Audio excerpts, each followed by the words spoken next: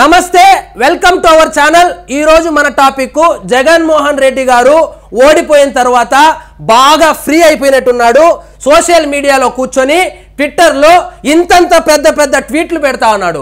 నాకు తెలిసి ఇంత పెద్ద ట్వీట్ ని ఆఖరికి అంబటి రాంబాబు కూడా చదవడు, ఆఖరికి వైఎస్ఆర్సీపీ క్యాడర్ కూడా చదవదు। ఇక్కడ చూడండి, ట్వీట్ పొద్దున ఎప్పుడో పెడితే 2500 మంది కూడా లైక్ చేయలేదు। సరే, ఈ మొత్తానికి ఈ ట్వీట్ యొక్క సారాంశం ఏమిటంటే ఆయన మేనిఫెస్టో గురించి మాట్లాడుతున్నాడు। కూటమి ప్రభుత్వం వచ్చి 6 నెలలు అయిందో 7 నెలలు అయింది, మీరు ఇచ్చినటువంటి మేనిఫెస్టోలో మీరు ఏవేవి అమలు చేస్తున్నారు, ఎందుకు అమలు చేయడం లేదని మేనిఫెస్టోలోని కొన్ని అంశాలను ప్రస్తావించడం జరిగింది।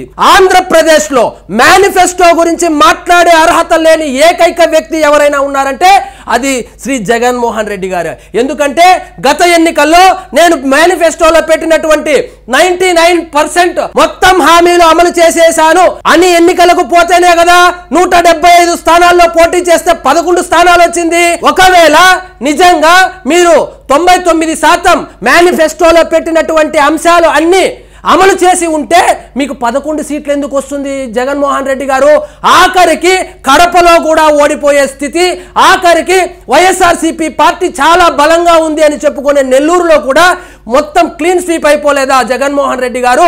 మీరు మేనిఫెస్టో గురించి ప్రస్తావిస్తారు, ఇంకా ఏమంటారు? తల్లికి వందనం అంటారు। తల్లికి వందనం అనేటువంటి స్కీము అంతకు ముందు ఫీ రియంబర్స్మెంట్ అని ఉంటే, ఆ ఫ్రీ రియంబర్స్మెంట్ యొక్క ముఖ్య ఉద్దేశం ఏమిటంటే కాలేజీలకు మరియు ప్రభుత్వానికి మధ్య డీలింగ్ ఉండేది। ఎప్పుడైనా ఫీ రియంబర్స్మెంట్ లేట్ అయితే కూడా యాజమాన్యము ప్రభుత్వం మీద ఒత్తిడి తెచ్చేదే కానీ ఎప్పుడు కానీ పిల్లల మీద కానీ విద్యార్థుల తల్లిదండ్రుల మీద కానీ ఒత్తిడి తెచ్చేది కాదు। అలాంటి దాన్ని నీ దిక్కుమాలిన పాలసీతో పేరు మార్చి మీ నాయన పేరో నీ పేరో పెట్టుకొని డబ్బులు తల్లి అకౌంట్లోకి వేస్తామని చెప్పి అకౌంట్లోకి వేసి ఆ పడిన డబ్బులు ఆమె కాలేజీకి చెల్లించకపోయినాను లేదా అప్పులకు కట్టేసుకున్నాను వేరే ఇతర కారణాలకు వాడేసుకోవడం వల్ల కాలేజీ యాజమాన్యము తల్లిదండ్రుల మీద పిల్లల మీద ఒత్తిడి చేయడం కూడా మర్చిపోయారా జగన్మోహన్ రెడ్డి గారు?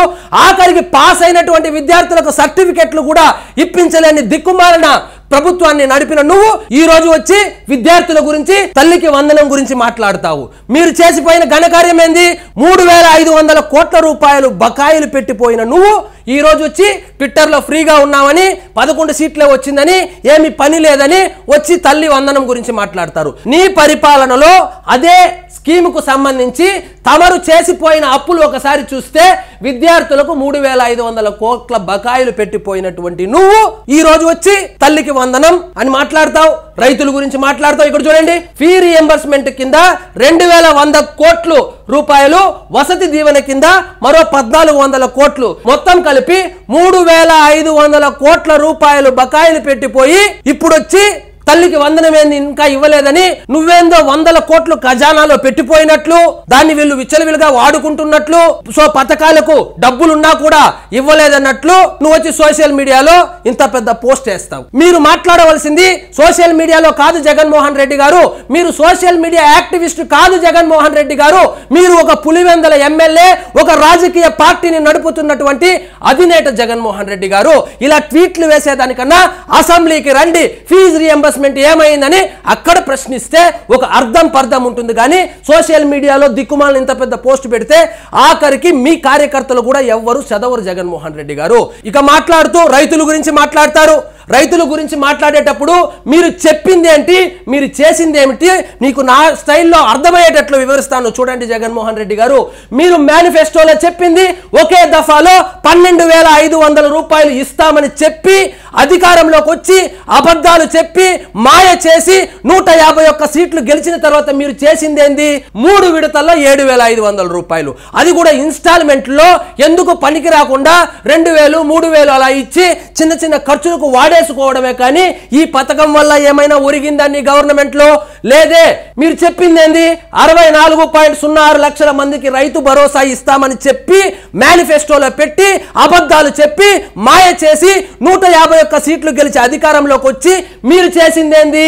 45 లక్షల మందికే ఇచ్చారు, దాదాపు 20 లక్షల మందిని తీశారు। 15.36 లక్షల మందికి కౌలు రైతులకు కూడా ఇస్తామని చెప్పి మేనిఫెస్టోలో పెట్టి అబద్ధాలు చెప్పి మోసం చేసి 151 సీట్లు గెలిచిన తర్వాత మీరేం చేశారు?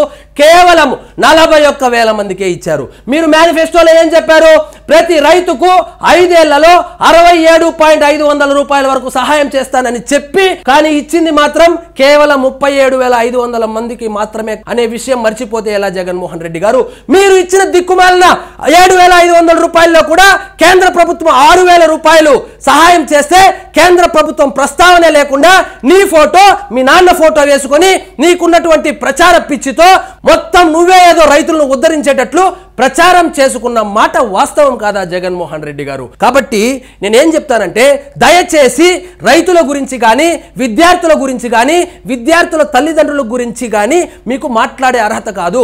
నువ్వు వద్దు స్వామి, మాకు నువ్వు రాజకీయాలకు పనికిరావు అని చెప్పి ప్రతిపక్ష హోదా కూడా లేకుండా 11 సీట్లు ఇస్తే ఇప్పుడు వచ్చి ఏదో మొసలి కన్నీరు కారుస్తూ మళ్ళీ ఏందో జరిగిపోయినట్లు ఆంధ్రప్రదేశ్లో మళ్ళీ జనాల్ని మిస్గైడ్ చేయడం కోసము ఈ ట్విట్టర్ వేదికగా అప్పుడప్పుడు వస్తూ వెళ్ళి బెంగళూరు ప్యాలెస్ లో ఉంటూ ఈ 7 నెలల్లో దాదాపు 25 సార్లు బెంగళూరుకి వెళ్ళి వచ్చినటువంటి మీరు ఆంధ్రప్రదేశ్ రాజకీయాల గురించి మీకేదో సమగ్రమైనటువంటి ఇన్ఫర్మేషన్ మీ దగ్గర ఉన్నట్లు వచ్చి హడావిడి చేయడం తప్పితే ఇంకేమైనా ఉందా? ఇంకొక విషయం మీరు ప్రధానంగా ప్రస్తావించింది, రైతులకు మీరేదో పెద్ద మేలు చేసేసినట్లు. మీరు చేసిన మేలు నేను చెప్తాను చూడు. పంటలకు మద్దతు ధర ఇచ్చినారా? లేదు. బిందు సేద్యానికి ప్రోత్సాహం ఇచ్చారా? లేదు. స్ప్రింక్లర్ సేద్యం ఇచ్చారా? అంతకు ముందు గవర్నమెంట్ స్ప్రింక్లర్లకు సహాయం చేసేది కదా, అది కూడా తీసేశారు. వ్యవసాయ పరికరాలపై సబ్సిడీ ఉండేది అంతకు ముందు గవర్నమెంట్ లో, మీరు తీసేశారు. ఉద్యాన పంటలకు సబ్సిడీ అనే ఊసే లేదు. పట్టు పరిశ్రమలకు సబ్సిడీ లేనే లేదు. అసలు ఏ రైతుకు కూడా ఏ ప్రోత్సాహం లేకుండా కేంద్ర ప్రభుత్వం ఇస్తున్నటువంటి 6,000 రూపాయలకు నీ ఫోటో, మీ నాన్న ఫోటో వేసుకొని ప్రచారం చేసుకున్న నువ్వు ఈ రోజు వచ్చి రైతుల గురించి మాట్లాడుతుంటే నిజంగా ఆశ్చర్యపోతున్నాము, నవ్వుకుంటున్నారు జగన్మోహన్ రెడ్డి గారు. కాబట్టి మీరు మేనిఫెస్టో గురించి ఎంత తక్కువ మాట్లాడుకుంటే అంత మంచిది. మీరు మేనిఫెస్టో మొత్తం అమలు చేసినానని చెప్పి జనాల్లోకి వెళ్తేనే మీకు ఈ 11 సీట్లు వచ్చింది. కాబట్టి ఖాళీగా ఉంటే రామకోటి రాసుకోండి జగన్మోహన్ రెడ్డి గారు.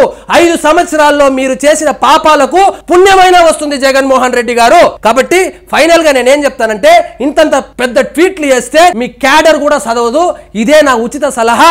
ఇదండి ఈ రోజు మన టాపిక్. మీకు ఈ వీడియో నచ్చినట్లయితే లైక్ చేయండి, షేర్ చేయండి, ఛానల్ మాత్రం సబ్స్క్రైబ్ చేసుకోవడం మర్చిపోవద్దు. జై హింద్.